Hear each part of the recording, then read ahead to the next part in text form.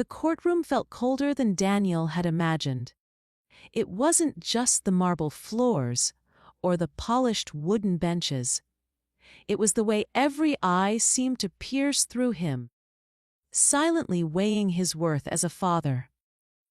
He sat at the defendant's table, staring at the judge who barely looked his way. Across from him, Claire, his ex-wife, sat tall and composed, a faint smile curling at her lips as if she already knew victory was hers. This wasn't just about custody. It was about control, power, and the story Claire had spun so carefully. Claire had always been convincing, even during their marriage. She could twist an argument until Daniel questioned his own memory of events. Now, with carefully rehearsed lines and her lawyer's guidance, she made Daniel look like a monster. She painted herself as the protective mother shielding Emily from an unstable and dangerous father. Each word stabbed at Daniel's chest, and he could see the judge scribbling notes that looked damning. The worst part wasn't just hearing the lies. It was watching the way others believed them. Neighbors who had once waved to him now sat in the witness area, ready to testify that they had heard shouting or seen bruises, without knowing the truth. The prosecutor flipped through folders full of evidence. Photographs of Emily looking sad or scared, moments Claire had staged when Daniel wasn't around. And still, Daniel wasn't allowed to speak, not yet. He had to sit there, silent, as his entire identity as a father was dragged through the mud. Daniel's lawyer leaned over and whispered for him to remain calm, to trust the process. But the process felt rigged.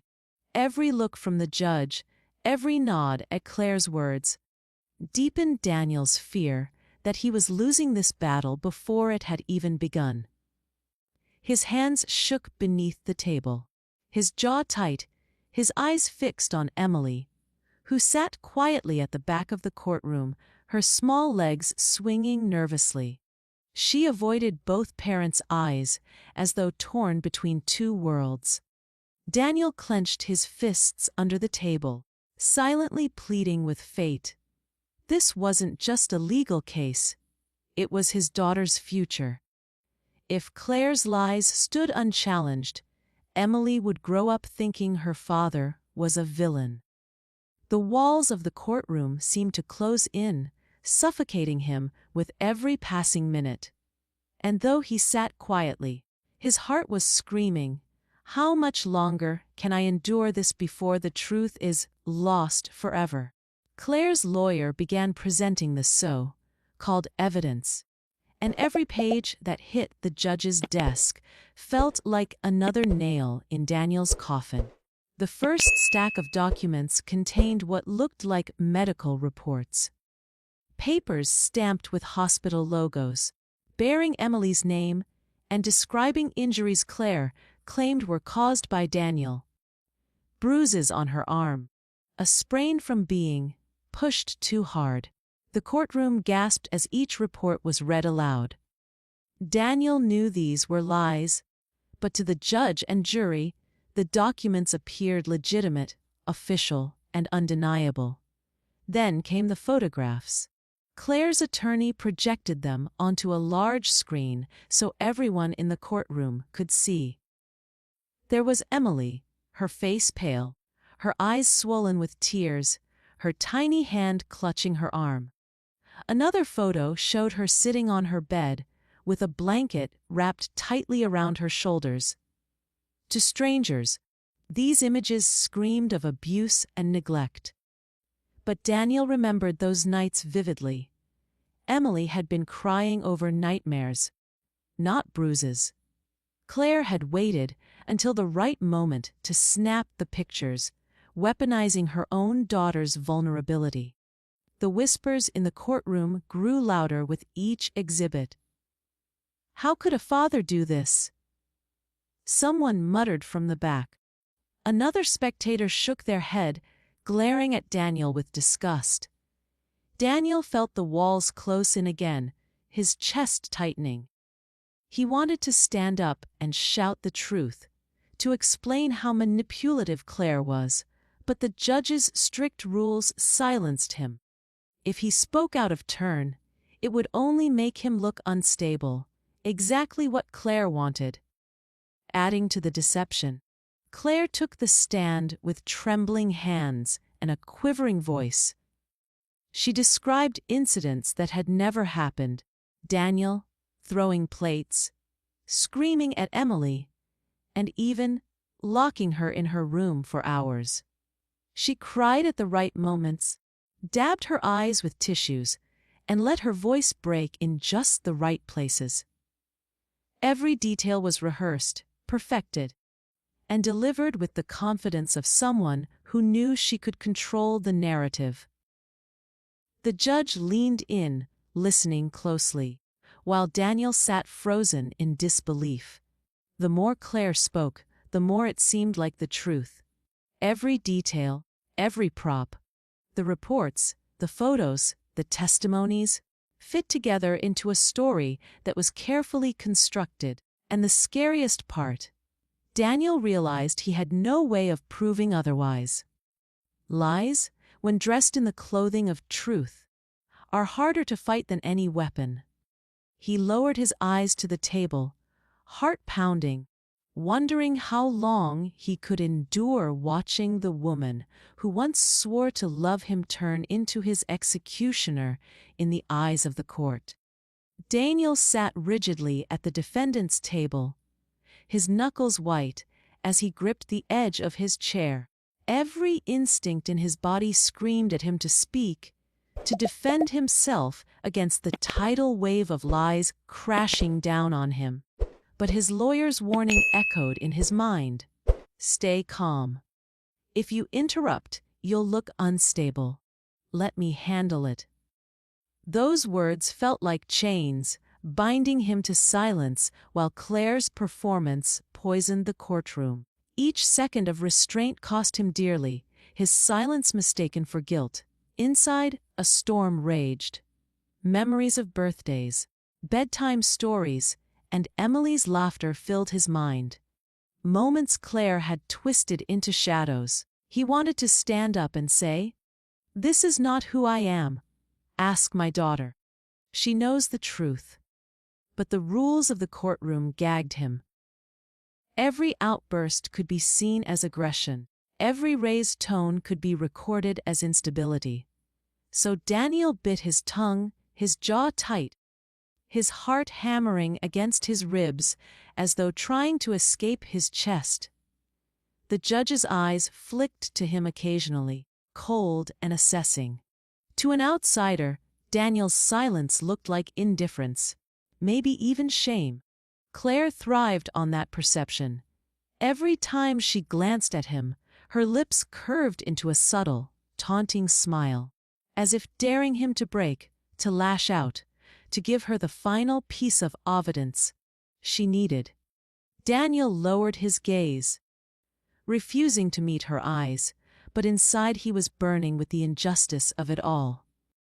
He thought of Emily, sitting at the back of the courtroom, her small body lost in the giant wooden bench.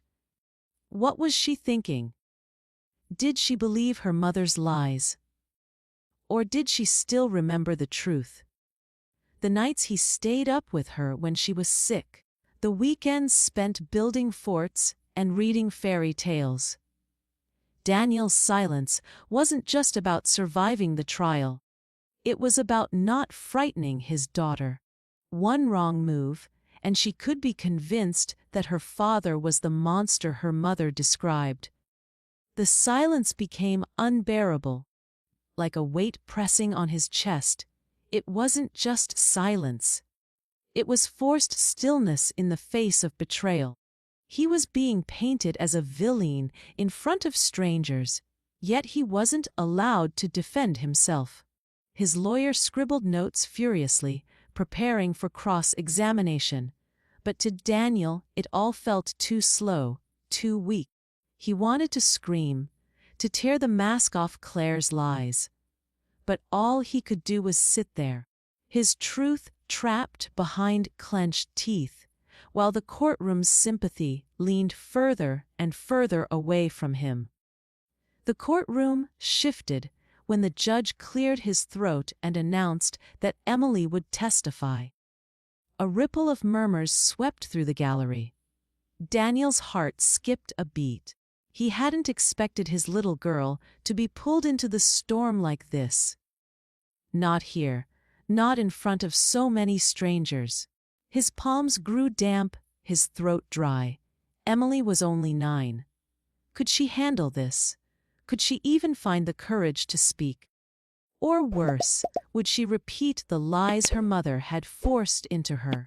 All eyes turned toward the back of the courtroom as Emily rose hesitantly. Her small frame seemed even smaller against the towering benches and heavy oak walls. She clutched the sleeve of the court officer leading her to the witness stand, her steps hesitant, almost trembling. Daniel felt his chest ache as he watched her climb into the chair, her feet dangling inches above the floor. She looked fragile, like a bird caught in a storm. Yet the entire trial now seemed to hinge on the words that would come out of her mouth. Claire's smile returned, sly and confident, as though she had been waiting for this very moment. Daniel knew why. Claire had likely coached Emily, drilling the lies into her until they felt like truth. He could almost hear Claire's manipulative whispers. "If you want Mommy to be happy, you'll say this. If you love me, you won't forget what to tell the judge." The thought sickened him, twisting his stomach into knots. He wanted to leap across the courtroom, scoop Emily up, and shield her from the eyes that now dissected her every movement. But all he could do was sit there, helpless. The judge leaned forward, his voice gentle but firm. "Emily, do you know why you're here today?" She nodded slightly, her lips parting as though she might speak, but no sound came out at first. The room was silent, so silent Daniel swore he could hear the rapid thud of his own heartbeat echoing in his ears. Emily swallowed hard, clutching the wooden edge of the stand with her tiny hands, her knuckles white. Her eyes darted nervously between her mother, her father, and the judge, as though she were standing on a razor's edge. Daniel leaned forward, his breath shallow, his entire soul straining toward his daughter. He wanted to send her courage without words, to let her know he believed in her no matter what came next. The air in the courtroom was heavy with anticipation, every spectator holding their breath. What would Emily say? Would she repeat her mother's carefully rehearsed lies? Or would the truth, raw and unfiltered, finally break free from her trembling lips? The judge's question hung in the air, heavy and unyielding. Emily's lips trembled as she opened her mouth, but at first only a whisper escaped, so soft that even Daniel, straining with every fiber of his being, couldn't catch the words. The judge leaned closer, asking her to speak up, his voice unusually gentle. Emily's eyes flicked toward her mother. Claire's smile had tightened into something sharper, her gaze piercing, warning, commanding. It was the look of a puppeteer tugging invisible strings. Daniel felt a chill crawl down his spine. For a moment, Emily hesitated, as though torn between two worlds. The safe lie her mother had forced on her, and the fragile truth that weighed on her heart. Her hands twisted in her lap, her small shoulders rising and falling in uneven breaths. Then, in a voice louder than before, she said, "Mom told me to lie." The words were so unexpected, so raw, that the entire courtroom froze. Daniel blinked, wondering if he'd misheard. But no, there it was, the sentence that cracked open the carefully constructed facade Claire had built. A murmur spread through the spectators like wildfire, disbelief rippling through the room. The judge straightened, eyebrows furrowing, his pen pausing mid-stroke. Claire's face blanched, and she immediately leaned forward, her voice sharp, almost frantic. "Emily, sweetheart, you must be confused. You don't know what you're saying." But Emily's voice grew stronger, steadier, her eyes now locked on the judge. "She made me practice. She told me to say Daddy hurt me. But he didn't, he never did." Daniel's breath caught in his throat. He felt tears sting his eyes, but he dared not blink. Not even for a second, afraid that the fragile courage spilling from his daughter might vanish if he let go of the moment. The judge raised a hand, silencing Claire's protests. His gaze fixed on the little girl who had just shattered the courtroom's certainty. Emily's words cut through the silence like a blade, slicing away at the lies that had suffocated Daniel for weeks. The weight of her confession lingered, pressing on everyone present. Lawyers shuffled uncomfortably. Spectators leaned forward, hanging on every word. Even the judge's usually impassive expression betrayed a flicker of surprise. And there, in the center of it all, sat Emily, tiny, trembling, but unflinching now, having thrown the first stone against the mountain of deceit her mother had built. The truth was out, fragile but undeniable, and Daniel could feel the tide of the trial beginning to shift, though the storm was far from over. The moment Emily's words echoed through the courtroom, Claire's composure cracked. Her confident smile vanished, replaced by a mask of panic. She shot up from her chair, her voice shrill, desperate. "That's not true!" "She's just a child. She doesn't understand what she's saying." The outburst drew startled gasps from the gallery. Claire, who had spent weeks portraying herself as calm, collected, and victimized, now looked frantic, her polished act unraveling before everyone's eyes. Her lawyer tugged at her sleeve, whispering urgently, but Claire wouldn't be silenced. She leaned forward, glaring at Emily as if sheer force of will could pull her back into submission. "Emily, remember what we talked about. Remember how Daddy scared you. Tell them." Her voice cracked on the last words, high-pitched and trembling, her desperation staining every syllable. But the more she spoke, the more obvious her manipulation became. The courtroom, once swayed by her tears, now shifted uneasily, watching her with suspicion. Daniel sat frozen, hardly daring to breathe. For the first time since the trial began, he saw the mask peel away, revealing the woman he had known in private, the controlling, vindictive Claire who twisted truths until they served her. She was no longer the grieving mother she had pretended to be. She was a cornered liar, thrashing wildly as the walls closed in. Daniel's lawyer leaned back in his chair, a faint smirk tugging at his lips, as though silently acknowledging that the tide had finally turned. The judge's gavel struck the desk sharply. "Mrs. Morgan, sit down." His voice was cold, commanding, no longer indulgent of her theatrics. Claire froze mid-protest, her eyes darting wildly from the judge to the jury to the spectators. Sweat beaded on her forehead, her hands trembling as she lowered herself back into her seat. But even then, her lips kept moving, whispering under her breath, half to herself, half to her lawyer, insisting she was telling the truth. That Emily was just confused, that the child was being manipulated by her father. But no one seemed to believe her anymore. The once Sympathetic spectators now exchanged wary glances, whispering behind cupped hands. The jury members shifted in their seats, their faces tight with doubt.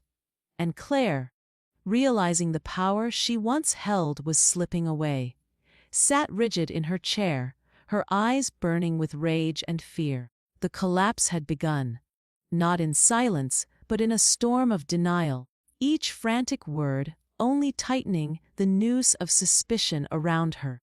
The courtroom sat in stunned silence after Emily's testimony and Claire's outburst. For the first time in weeks, Daniel felt the weight shift, not fully lifted, but no longer crushing him. The judge's gaze softened when it landed on him. Though his expression remained guarded, it was as if the entire room had finally glimpsed the possibility that Daniel was not the monster Claire had painted him to be. But suspicion still lingered, thick in the air, as though the truth itself was on trial. Daniel's lawyer rose slowly, pacing in front of the jury, his voice calm but cutting. He reminded them of every inconsistency in Claire's story. The staged photos, the conveniently timed medical reports, the absence of credible witnesses who had actually seen Daniel commit violence. Then he gestured gently toward Emily, whose small shoulders were hunched, but whose words had pierced the courtroom like lightning. "Sometimes," he said softly, "truth comes from the smallest voice in the room." His words echoed, leaving the gallery hushed and uneasy. Claire sat motionless, her hands clenched into fists, her face pale but her eyes blazing with fury. She knew the case was slipping from her grasp, but she refused to surrender. Her lawyer shuffled papers frantically, trying to recover control, but nothing could erase the image of a frightened child confessing she had been told to lie. The damage was done. And as the judge scribbled something into his notes, Claire's composure fractured further, her jaw tightening until it trembled. Daniel's eyes remained fixed on Emily, who now sat quietly, staring down at her lap. His heart ached at the sight of her exhaustion, the weight of the burden she had carried alone until this moment. He wanted to rush to her, to gather her in his arms and tell her how proud he was. But the trial wasn't over.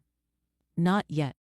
The silence between every gavel strike, every lawyer's objection, every flick of the judge's pen felt endless, stretching time like a taut string ready to snap. The gallery buzzed with whispers now, the spell of Claire's lies broken, but not fully destroyed. The jury shifted, the judge's face unreadable, and Daniel sat waiting for the official word that could change his life forever. The truth had been spoken, but truth alone wasn't always enough. The final judgment had yet to be delivered, and until then, the entire courtroom seemed to hold its breath, suspended in that fragile space between justice and uncertainty. The judge leaned back in his chair, his expression solemn. For a long moment, the courtroom was silent except for the scratching of his pen against paper. Then, with a voice steady and firm, he delivered the words Daniel had been praying for. "Custody will be granted to the father. The mother is found to have manipulated evidence and coerced testimony." The sound of the gavel striking wood reverberated like thunder, sealing Claire's downfall. Claire slumped in her chair, her face pale and defeated. The web of lies she had spun so carefully had unraveled in a matter of minutes, exposed by the very child she thought she could control. Her protests were weak now, her voice hollow, drowned out by the murmurs of the gallery. She was no longer the victim. She was the deceiver, and everyone knew it. Daniel rose slowly, his legs trembling as though they no longer remembered how to hold him. When Emily was led down from the witness stand, he met her halfway. She threw her arms around him, burying her face into his chest, and for the first time in weeks, he felt the crushing weight lift from his shoulders.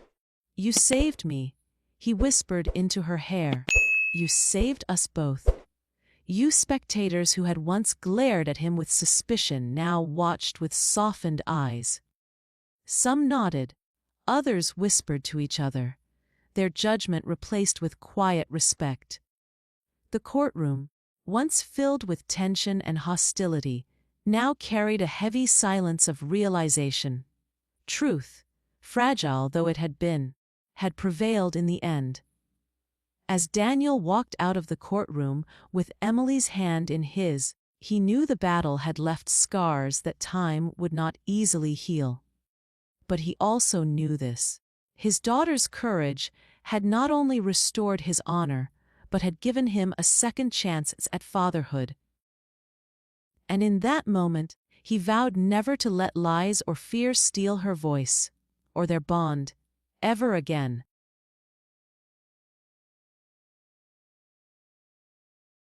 If you liked this video, don't forget to hit that like button, share it with your friends, and drop your thoughts in the comments below. Most importantly, subscribe and hit the bell icon so the next secret finds you first.